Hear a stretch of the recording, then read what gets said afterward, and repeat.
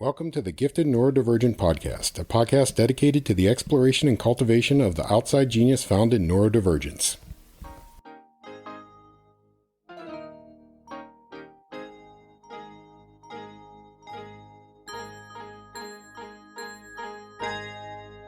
Hello, everyone. Welcome to the Gifted Neurodivergent podcast. This week, we're going to talk about how our creativity is really the driver of our differences. And I'm going to start with the executive management dysfunction and how most of it is just simply because we are prompt-driven creators and not actually any other reason. I think executive management dysfunction gets the biggest knock for us. I think that we are constantly being told, why aren't you this way or that way? But I think that if you really want to love and trust yourself and go in and be your best self, we should start with the fact that you are supposed to create the world that you live in. You're supposed to make it. That we have so many YouTube videos of amazing creators out there who have 100,000, 200,000 followers who follow their hobby and will follow it for 20, 30, 40 years as this person goes on their journey.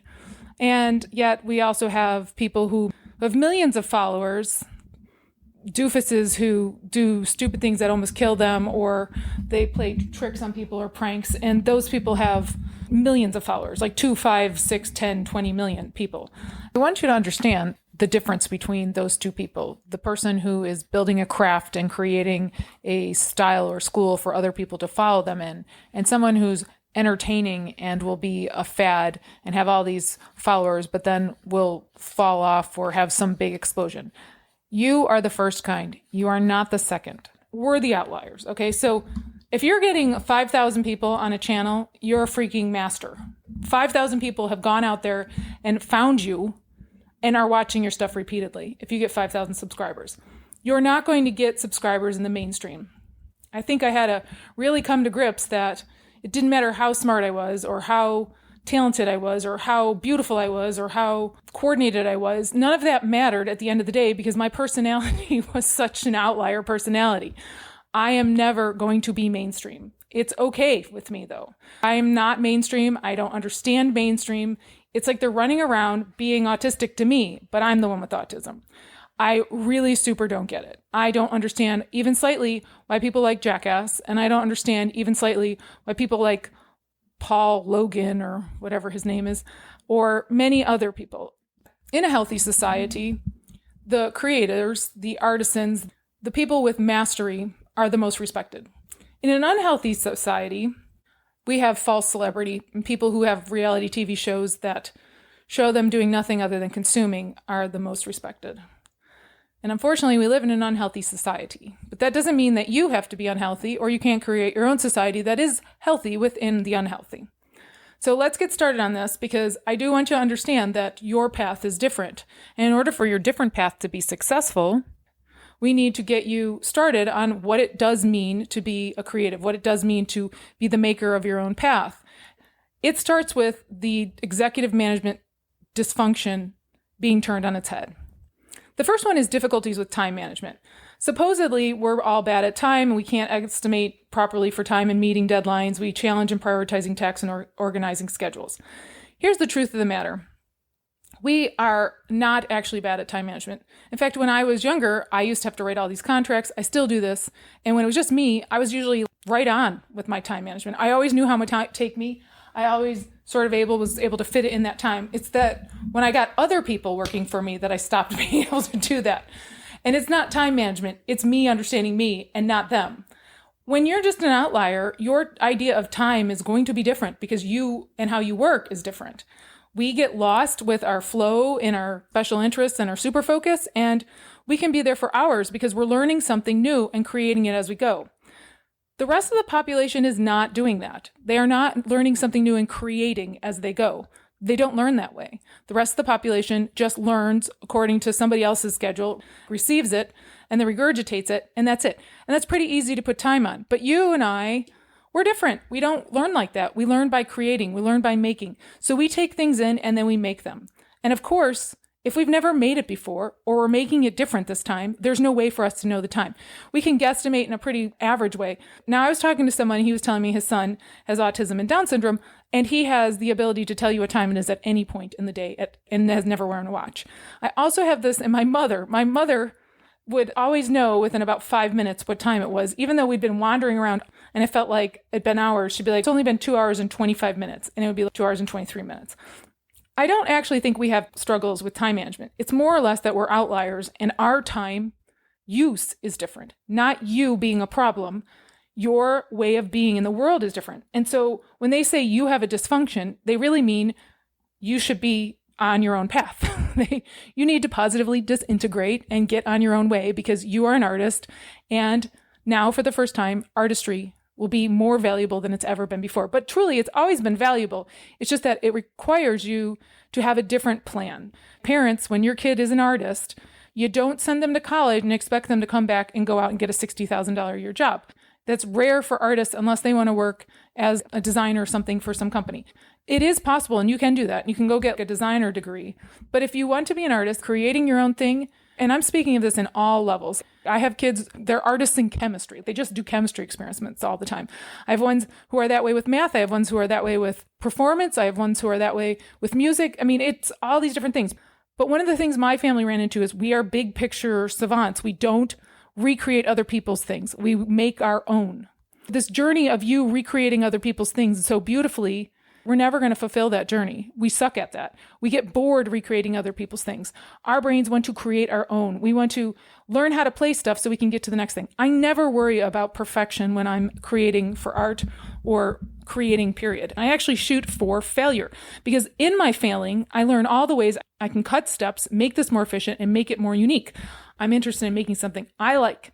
I don't care about the techniques of others to get to their form. I care about their techniques to get to my form. So if I need their techniques, I will watch it for a little bit and see, and then I will make it my own way.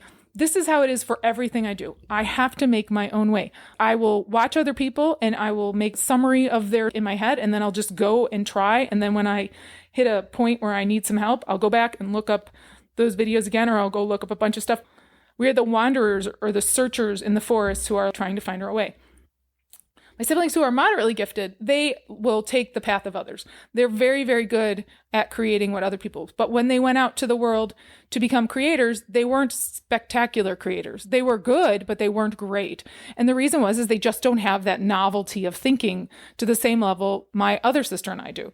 It's not like I'm trying to trash them. They did really well. They've created things that are very valuable, but they're never going to be these massive, amazing artists because their brains are more focused on them recreating other people's stuff.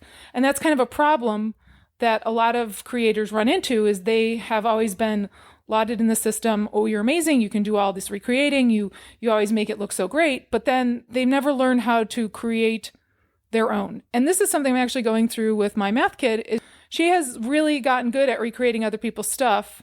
And now you have to create your own. And she's like, ah. Whereas my other two, I can't pull them in. Could you please try to even slightly stick to the schedule? Okay, no. All right.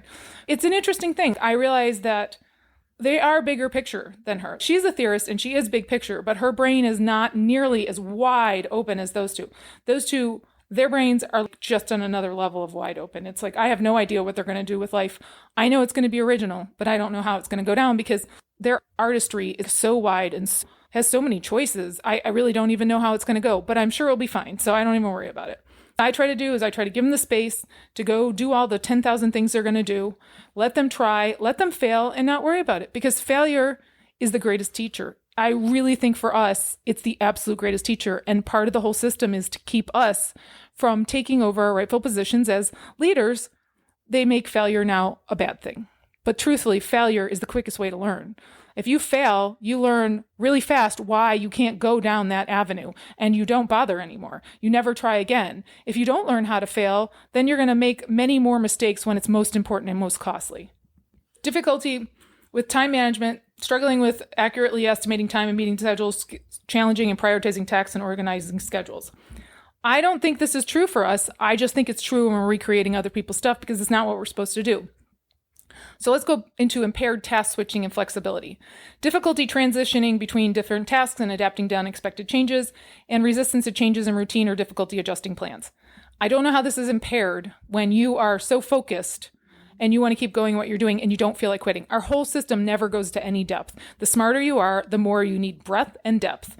And our system doesn't give you that. It's almost torture. I shouldn't say almost. It is torture to sit in that system and be constantly pulled out of the things you like. After a while, you let yourself not care anymore because otherwise your frustration and your anger is so great that you get in trouble for that. You just get to the point where you're like, I don't care. And this goes back to the statistics I once said. They have knowledge that we have 1/3, 1/3, 1/3. 1/3 of kids of gifted kids are found and identified. 1/3 go through the system unidentified. Nobody notices them. They don't identify as gifted. And then 1/3 drop out.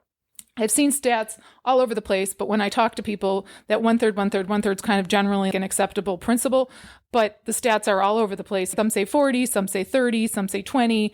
It's not that far from that, so I stick with my 1/3, 1/3, 1/3, because we should just be clear that they're only finding about 1/3 of the kids. And really, can you even trust that? Because they're assuming for every one that they find, 2 they miss. That's a pretty bad rate. That's a pretty high failure rate, if you ask me. And 1/3 of those kids are dropping out, and then they go on to be the kids that, if they make it, they're lauded as the extreme outlier. But what they are is just gifted neurodivergents. They were wired to go there. Same with the middle kids. I would not have been one of the kids that they probably would have said, oh, is going to do really well. My younger siblings would have been. But then I passed them pretty early, and they're not sure why. Well, I'm sure why. It's because I'm a gifted neurodivergent. It's because I'm an outlier. They're closer to the middle. So they're going to do fine when they're in the system and they're shooting for average a little above. But me, I was just trying to pretend I was normal. That's all I spent all my energy on, was just trying to get my B's and low A's so I could just be invisible. The next thing is weakness in planning and organization. I absolutely disagree with weakness in planning and organization. The thing is we're prompt driven. So we go into a room, say I'm packing right now because we're moving. I have in my head a plan to move everything. And each day I tackle a part, but I don't have it written down. I don't have it created because I'm a futurist. My brain's always taking stock on everything and I know how it's going to go, but it's by a feeling. It's that knowing that I talked about in the last one. I already know what needs to get done. I can feel it more than I can lay it out. I have a project management certification and I had to do all those charts of project management. And I used to be like, why do I have to do this? I already know what it looks like. I did already know what it looked like, especially after I did it one other time. As soon as I had one under my belt, I already knew what it looked like. But you fill it out for everyone else, not for you. It's not really our difficulty or weakness in planning and organization. It's actually everyone else's needs that we're meeting. And that's annoying. You're doing a bunch of stuff for everyone else.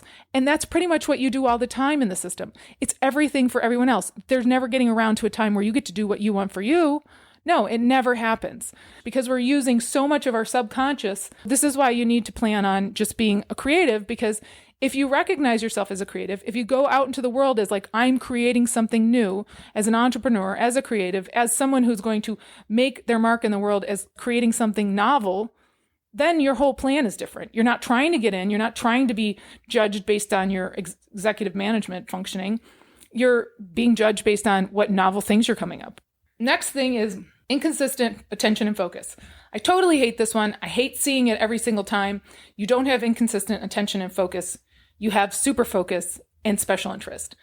The very meaning of giftedness, the very definition of giftedness is the ability to focus on something greatly, the ability to follow through with your interests greatly. Those two things are the very definition of giftedness, yet it's dysfunctional because we're too far outliers to fit into the average, where we don't maintain sustained attention on tasks that are extrinsically motivated, provided. Other people's tasks, other extrinsic motivated things are not our bag. We just don't have them. We're meant for something different. We're meant to be creators. We're meant to create new ways.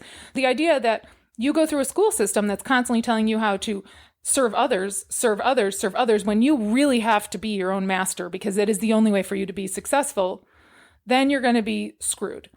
You can make it out into the real world. I went out into the real world. I worked for corporations. I worked for big and small. I worked for medium and large.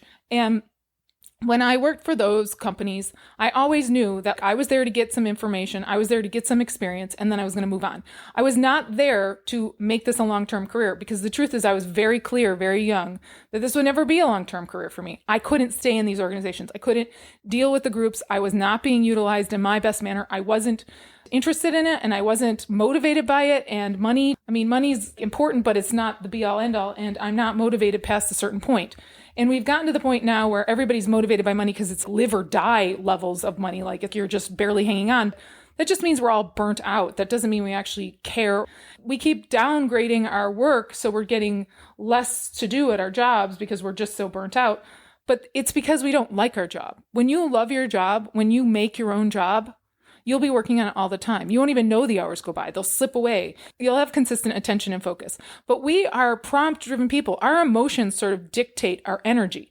And if you learn to work with your emotions instead of against them, all of a sudden you have this huge energy source that you've never known of in your whole life. Your emotions are just sheer raw energy. And I will say this many times more again, but anger has gotten me through so many hard situations because anger is energy. If you don't direct at other people, but you use it and you tap it, it will focus you and it will give you a raw energy that is beyond drugs. It is just amazing what anger helped me get through as a kid, because anger is an asset if you use it the correct way. So the other thing is deficits in decision-making and problem solving. I think this one is wrong again, because we don't have deficits in decision-making and problem solving. The problem is that we live in a system that teaches 2D and we are 3D plus thinkers. They're constantly giving us problems that we see too many options for and we don't know which one they want. I swear to you, I spend most of my energy dealing with the world, trying to figure out where they're at in my big picture, because my big picture is so big, other people don't get it. The next thing is communication and collaboration issues. I think I talked about this one a million, zillion, trillion times. First off, we're not extrinsically motivated, but we do want to make sure that everybody is happy. And when other people are unhappy, we're unhappy because we're kind of those big fat open wounds or just taker-inners, and we don't have any filters, especially the more neurodivergence you have, the less filters you have. So our biggest problem is we have communication and collaboration issues because we know and understand and see things that others can't. We live in a society that just rejects you unless you're regurgitating the same crap as everyone else. And I struggled with this so much. I still struggle with it today. I am a novel thinker. I do not see the world the way others do.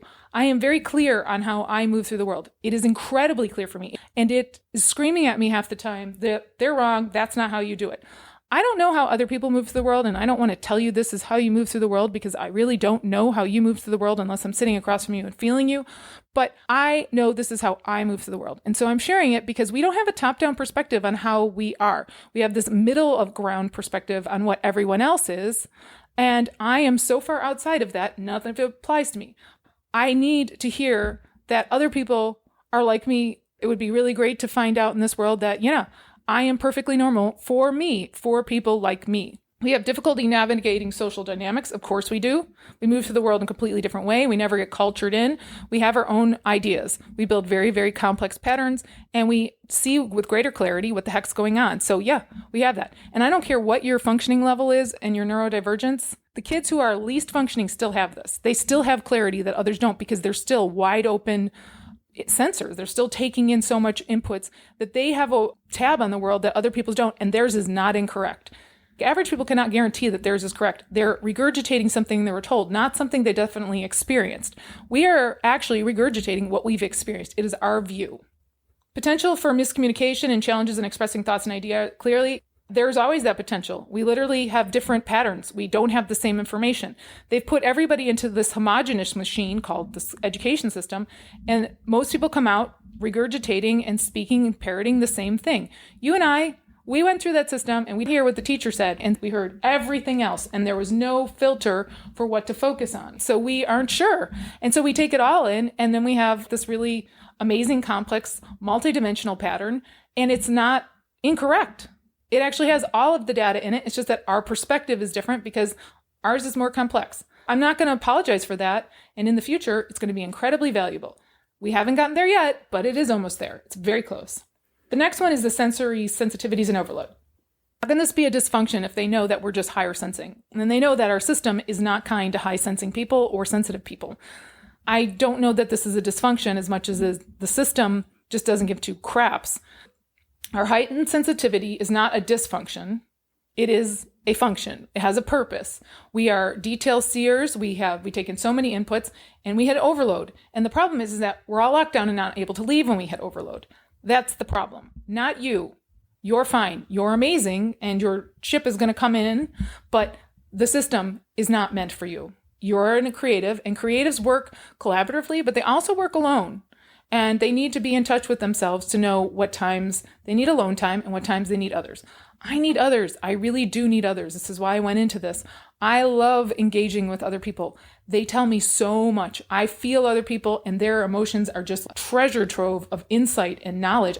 I also need a lot of downtime. I need my own time. I need to process it. I take in so many inputs all day long that if I don't get time down to go process all those inputs, they backlog, and then I have all these emotions trying to push them through.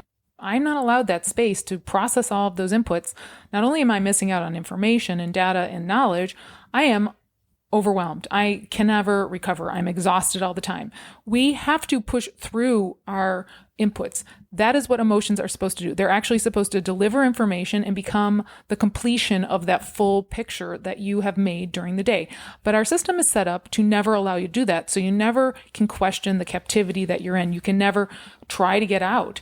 It is set up to hinder us being able to be in touch with ourselves so that we don't realize what a bad deal it is for us. My sensitivity one-on-one is valuable. But if I were to try to do this as a therapist or a psychologist, I would be burnt out so fast. And I'll have to pay back a crap ton of loans. And I just don't understand that, since I'm trying to change the world from a perspective of you just need to be introduced to yourself. You are already healthy. We just got to get you to realize it. The next one is stress and emotional regulation. We are prompt-driven people. Emotions bring information. So of course we're going to have emotional regulation issues when we're being stressed and we're being pushed past our sensory overload. And all of that is a dysfunction of the system, not you. Yes, you don't fit into it. Yes, you are meant for greater and better things. Yes, let's get you on that track. Let's figure out what your sensitivities do for you and not don't do for you. Because that's what we've been focused on. We've been focused on you're supposed to be doing this to average. The whole system it's not giving you all the data you need. So you're short on data. You're short 1/3 or more. And it's putting you in a schedule that's excessive for you. And it's putting inputs on you that are excessive for you. And then it's making you not go to the depth or breadth that you want. It tells you you're bad at time, but then it doesn't ever let you learn how you want to learn. Everything is set up to work against you. And then they're wondering why you're not fitting in, or why you're struggling, or why you're tired, or why you're exhausted, or why your grades are not as high as they could be in your testing shows. These are all logical reasons. It's called you're a creative and you're not in a creative school. You're not being taught how you move through the world. You're not being allowed to be who you really are. You're being forced into the box. The box is making a person who will not be able to thrive in the future. The box that is creating a bunch of students who will literally be the first to be laid off in the future. I think if you really want to like yourself, if you really want to be the best you can be, then you should just get the heck out of there. You should get into homeschool, you should get into art school, you should get wherever you can get to a place where you are allowed to be what you need to be. We don't need to be taught like they do in the schools. We are actually really good at figuring out and learning on our own. We can get so many resources from the internet and self-teach today that the schools are actually behind our ability to learn. We take in all these patterns. This is the savant gift, and there are 3 levels of savantism, and it's found in neurodivergence. You guys are all savants on some level.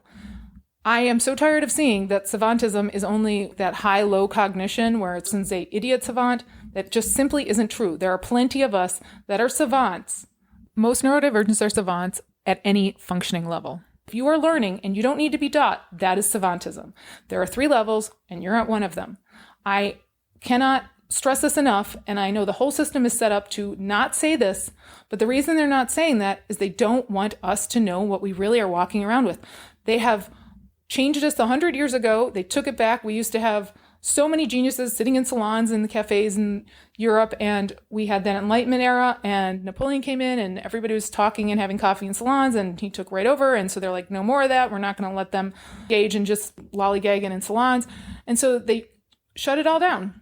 We borrowed this system from Germany. We brought it over here in the early 1900s, started, and when Germany went belly up with the Nazis, they brought all those educators over and employed them here to set up systems. The robber baron billionaires of the 1920s, and we're right back where we were started again, brought them over to change America. And every Western country in the world has adopted this style, which is the Prussian education system style, where you are sat in a seat and you are forced to fit into the system. The system is not meant for everyone. There are outliers, and you are one of them, and you do not fit. And it is okay, because it's breaking down.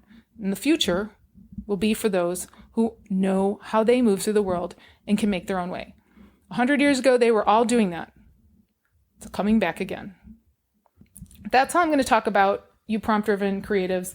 I just wanted to give you a little feedback on what is your natural state, how you move through the world, and how you can find your happiness, how you can move through it is you get a plan. I grew up in poverty. I was broke. I had a baby in college, and I had to survive and take care of my son and move through the world successfully enough that I did not let him down, that I did not let other people down. And so I had to fit in, and I did it.